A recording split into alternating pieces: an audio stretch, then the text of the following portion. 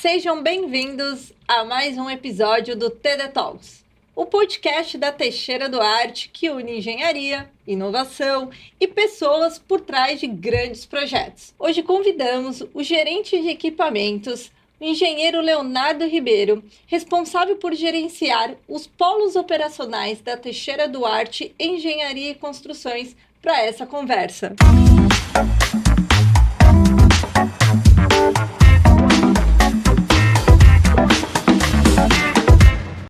Bem-vindo, Léo.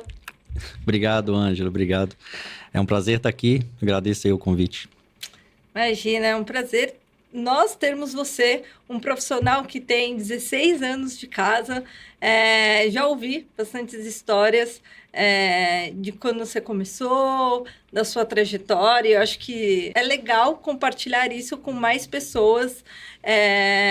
Uma pessoa que chegou a ponto de gerenciar 2 polos operacionais, né? Um de equipamentos de infraestrutura e outra da geotecnia. Então, vamos começar essa história do começo, né? Sim. Como que foi sua trajetória na Teixeira Duarte? Bom, esse é um mês especial, porque é o mês que eu completo 16 anos de empresa, né? Eu entrei em 2010 e entrei com a função ali de fazer uma coordenação da gestão da manutenção dos projetos que estavam espalhados em todo o país.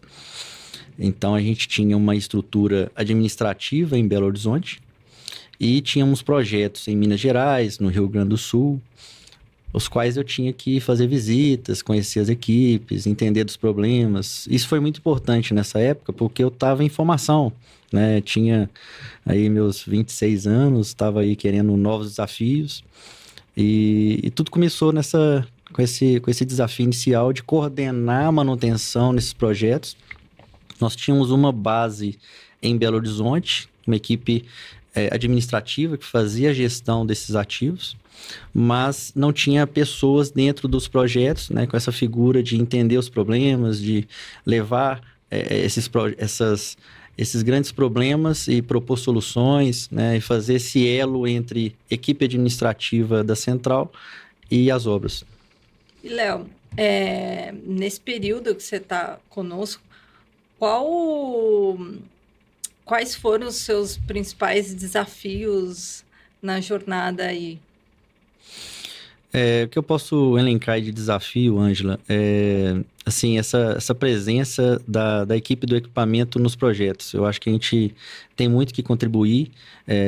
Nós temos hoje um indicador que a gente implantou já há bastante tempo e que dá para a gente avaliar nosso desempenho, que é, por exemplo, a taxa de disponibilidade dos equipamentos. O quanto que esse equipamento está disponível para trabalhar. Não existe uma obra sendo executada sem que o equipamento esteja em boas condições operacionais. Então, assim, trazer toda essa demanda de obra, né, desenvolver algumas ferramentas para solucionar os problemas, eu sentia que esse elo tinha um ruído nessa comunicação. Então, para mim, foi muito importante, quando eu entrei na empresa, de viabilizar essa comunicação, entender necessidades das obras, né, dos projetos, e também fazer essa gestão da manutenção. Nós utilizávamos no passado um outro sistema de manutenção, que depois a gente implantou o SAP, né? Quando a gente colocou toda a estrutura da Teixeira Duarte para funcionar no Brasil, vamos falar assim. E isso aconteceu, a gente teve alguns desafios aí de equipe, passamos por algumas reestruturações. No início a gente não tinha um polo operacional, e isso era um fator que dificultava bastante para o nosso dia a dia, para as nossas atividades. Em 2012, nós fundamos o Polo Operacional de Lagoa Santa, que foi o polo que hoje é responsável pela gestão dos ativos de infraestrutura. Então, assim, de uma equipe administrativa no centro de Belo Horizonte, a gente passou a ter um polo operacional, e esse polo, além da equipe administrativa, teve subdepartamentos dentro dessa equipe, né? Equipe de recrutamento, recursos humanos, você tem equipe de suprimentos, você tem equipe da gestão da manutenção, da engenharia de manutenção.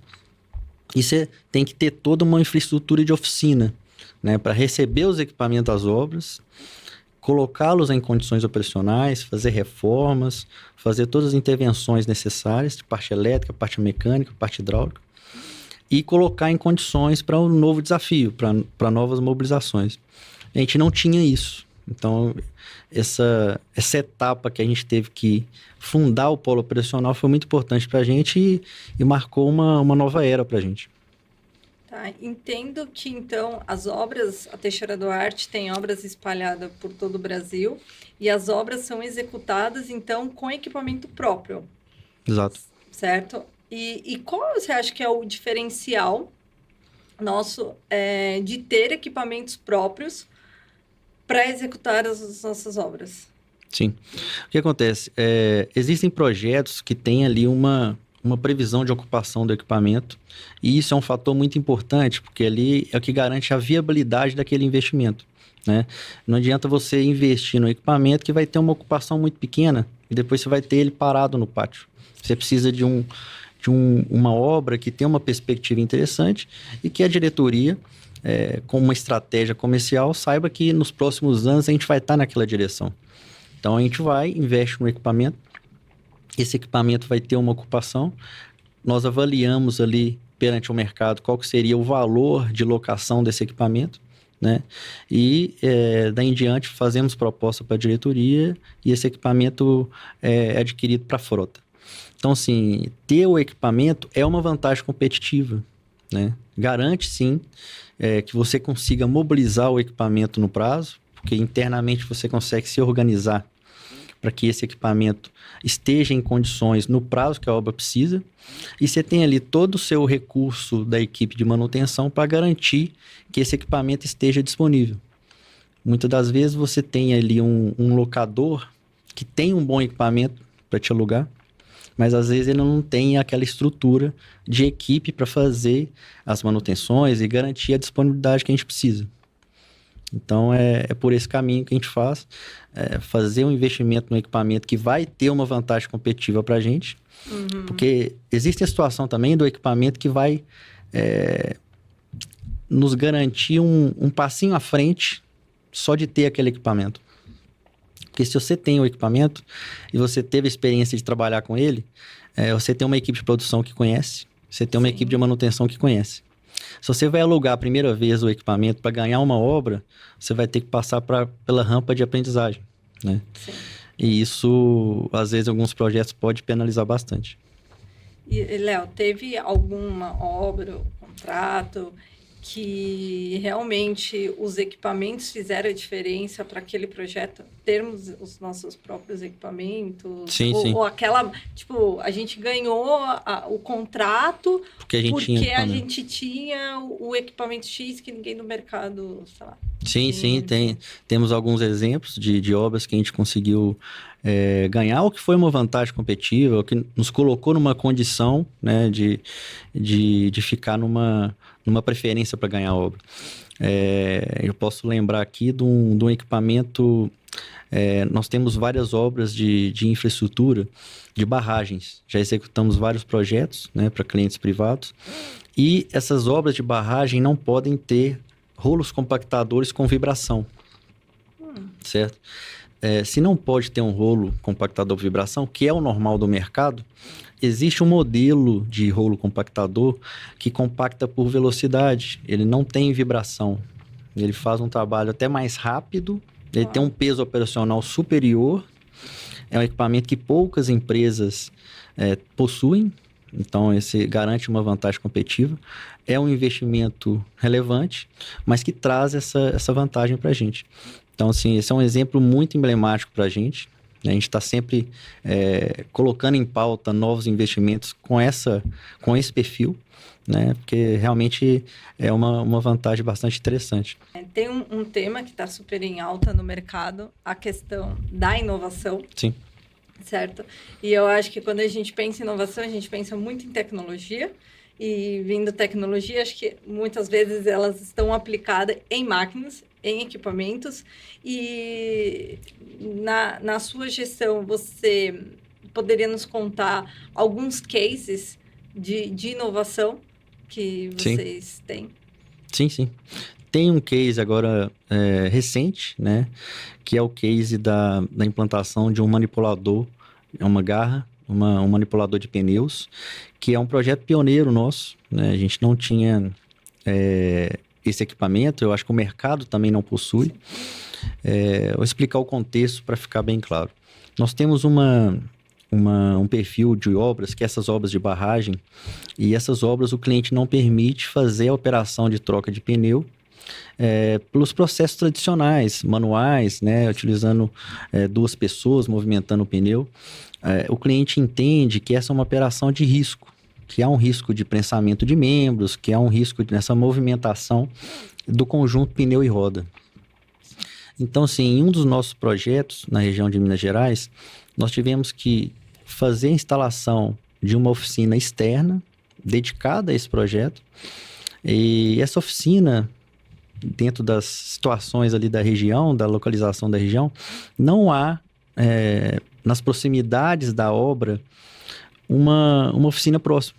Então, a gente teve que montar uma a 33 quilômetros da portaria da obra. Então, assim, você imagina, Ângela, você ter ali mais de 1.500, por volta de 1.500 pneus rodando no projeto. E o ambiente de obra é um ambiente propício para corte de pneu, pode acontecer por questões operacionais, por uma condição do pavimento, né? Então, assim, é uma atividade de manutenção bastante recorrente. Dentro desse projeto, nós tivemos vários eventos com furo de pneu. E isso incomodava a gente muito, né? De ver o equipamento com furo, uma manutenção que é básica, que é rápida, e você ter que deslocar o caminhão, ou o caminhão ter que ir deslocando com o pneu furado por essa trajetória de 33 quilômetros, numa estrada sinuosa, acidentada, em via pública. Então, isso a gente perdia muito tempo nessa operação. E a gente conseguiu, desenvolvemos um projeto com um parceiro, né? E a gente conseguiu implantar uma garra hidráulica em uma empilhadeira e ela fazia a troca do pneu dentro da operação do cliente, dentro do site da obra. Aí passamos por um processo de aprovação do cliente, que era uma operação nova, eles também não conheciam, e foi aprovado. A gente treinou o pessoal, fizemos um investimento, treinamos o pessoal, padronizamos esse processo. E a gente conseguiu reduzir 90% do tempo que era desse deslocamento, dessa atividade de risco. A gente faz isso hoje com uma pessoa só, dentro do site. Caramba! E, Léo, quando a gente fala de inovação, traz algo novo, algo diferente, existe muita barreira, né? Você vem com essa ideia nova. Sim. Eu queria que você, se puder, contar pra gente como que foi, como surgiu essa ideia. E aí, quando vocês encontraram a solução da garra, Sim. levar isso para o cliente, foi fácil a aprovação? Eles gostaram de cara? E também internamente, na Teixeira Duarte, Sim. porque não é só aprovação, né? Sim, outras pessoas com certeza. Estão ali no páreo, enfim, e precisam aprovar essa ideia para implantar. Sim. Como que foi esse processo aí? Assim, a questão da garra, eu fiz uma pesquisa, né, no mercado, encontrei algumas empresas que fabricavam equipamentos para aquela necessidade de movimentação de pneu, mas não tinha um equipamento que era voltado para a retirada do pneu e a colocação do pneu, né, não tinha exatamente esse equipamento. Então, assim, ao invés de tentar inventar a roda, eu fui buscar algo que já estava no mercado. Então, encontrei essa empresa, fizemos algumas reuniões. A princípio, tive alguma resistência, porque quando eu descrevia qual que era a aplicação daquilo, as pessoas, o próprio fabricante não entendia muito e tal. Então, tivemos algumas reuniões com uma certa resistência. Depois, eles enxergaram uma oportunidade de mercado para eles também. Se abriu um mercado, né? Exatamente. Para eles, um novo mercado para eles. Isso. Com a aplicação do produto deles, né? Exatamente. Foi nesse sentido. Então, a gente teve essa resistência inicial, depois caminhamos juntos e acho que foi uma coisa boa para a empresa, para a Teixeira Duarte, para o cliente, para esse fornecedor que tem um produto que abrange um mercado maior. Né? Fizemos algumas adequações, logicamente, para essa aplicação, mas foi algo mínimo. Então, a nossa implantação, vamos falar assim, podemos considerar que foi até de forma rápida. Respondendo a sua pergunta sobre como é que foi a barreira dentro do cliente, nós marcamos uma reunião para discutir isso, principalmente com a equipe de segurança e a fiscalização, quem faz a gestão do contrato, né? E juntamente com a nossa equipe que estava lá nesse projeto. Foi uma reunião muito positiva, até surpreendeu a gente, porque a gente chegou para a reunião já com vários argumentos, com análise técnica, viabilidade e tudo mais. E rapidamente eles gostaram da solução. E tivemos aí uma parceria também com o cliente, foi algo bem positivo nesse aspecto. Muitas reuniões rolaram? Não, foi apenas uma reunião. Foi apenas uma reunião. Foi até interessante que a gente trouxe para a nossa equipe de implantação um técnico de segurança que fiscalizava a gente do cliente, né? Então, foi um trabalho em equipe. Um trabalho em equipe, com certeza. Ele também se sentiu motivado, sentiu que era uma ideia que poderia contribuir para o projeto. Legal. Léo, eu fiquei curiosa aqui, até escrevi a pergunta para a gente não esquecer, que é: como que funciona a manutenção em diferentes regiões do país? Porque os nossos equipamentos passam por diferentes cenários de ambiente, solo e operação. Uhum. O central está em Lagoa Santa e está em Guarulhos, em São Paulo, mas os equipamentos estão em todo o Brasil. Exato. Então, como que funciona essa manutenção? Falando dos equipamentos de infraestrutura, nós temos grandes projetos e também de geotecnia acontece quando a gente tem projetos de maior durabilidade, vamos falar assim, de um prazo mais dilatado. Nós temos uma equipe de manutenção destinada ao projeto local. Tá. Né? A gente monta uma equipe na infraestrutura, por exemplo, temos um engenheiro mecânico lotado nos projetos, com uma equipe administrativa, controlador de manutenção, encarregado de manutenção, mecânico, eletricista. E eles fazem essa, vamos falar assim, alimentação do nosso software, né? Ali a gente consegue extrair todas as informações, gerar processos de compra de materiais, de contratação de serviços, né? E essa interface, né? A gente faz sempre esse trabalho em equipe, entre a equipe que está nos projetos com a equipe que está na central, né? E fazemos reuniões constantemente. Então, as manutenções na infraestrutura e agora com os projetos da geotecnia também tem seguido esse mesmo perfil, né? Tudo via software, né? Aqui no Brasil, nós temos uma frota de equipamentos de infraestrutura, temos frota de equipamentos da geotecnia.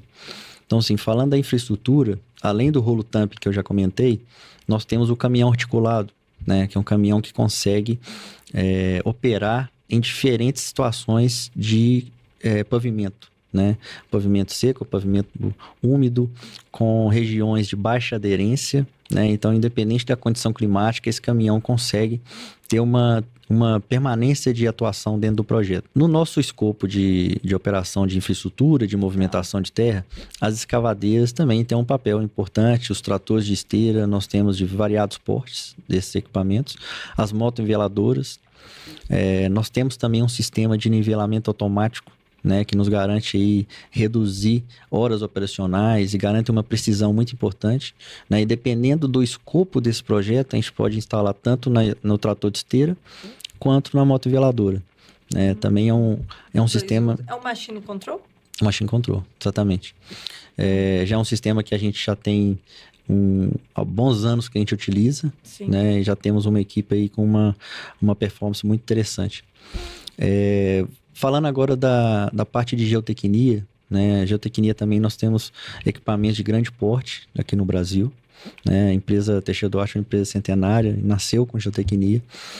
Nós temos guindastes de variadas capacidades, perfuratrizes de variadas capacidades. Temos aí uns ativos que podem garantir projetos de porte e variados tipos de aplicações. Na geotecnia, recentemente a gente fez a aquisição de um sistema que garante a verticalidade, faz um monitoramento da verticalidade da estaca, né? Tivemos um projeto recente, começamos no final do ano passado, estamos fechando esse projeto agora em abril, né? Uma obra portuária E tinha um ponto muito sensível desse projeto, era garantir que a estaca tinha um desvio máximo de 1% da sua profundidade, né? E esse sistema emitia relatórios, né, para o cliente e fornecia as informações, né, para garantir a qualidade. Eu acho que esse sistema também agregou muito para a nossa operação e trouxe, com certeza, uma vantagem competitiva. E esse sistema, Léo, vai para outras... todo tipo de obra de geotecnia a gente consegue aplicar ele ou ele é exclusivo para obras portuárias? Não, a gente pode aplicar em outras obras sem ser portuárias.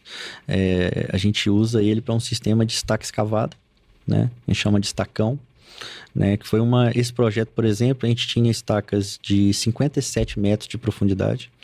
Então, tinha toda essa importância de demonstrar, né, que a estaca que tinha sido executada tinha essa tolerância de 1% de desvio. Léo, passou muito rápido esse nosso papo. Gostaria de agradecer você por estar compartilhando com a gente os detalhes dessa gestão de equipamento dentro do grupo da Teixeira Duarte. Obrigada por estar aqui. Quer deixar alguma palavra, alguma coisa? Ângela, eu só gostaria de agradecer mesmo a oportunidade de estar aqui falando um pouco do nosso trabalho, né? Gostei muito do nosso bate-papo também. Espero ser chamado para os próximos. Vai ser. Eu vou lá para Lagoa Santa para a gente fazer um especial ali em loco, no meio do pátio. Podemos fazer em Lagoa Santa, podemos fazer em Guarulhos. Acho que temos aí vários temas que a gente pode abordar no podcast. Quem quiser entrar em contato conosco, quiser marcar uma visita, entra no site da Teixeira Duarte, no campo Fale Conosco. Léo, muito obrigada mais uma vez por você estar aqui nesse bate-papo do nosso podcast. E para você que acompanhou todo esse papo e curtiu, então convido você a compartilhar, a comentar, dividir com os amigos, com quem precisa saber sobre como que é a gestão de equipamentos do Grupo Teixeira Duarte. E eu espero você no nosso próximo episódio. Gostou desse episódio? Então não se esqueça de deixar o seu comentário para contribuir com a construção desse podcast. TD Talks. Conversa, conhecimento e construção.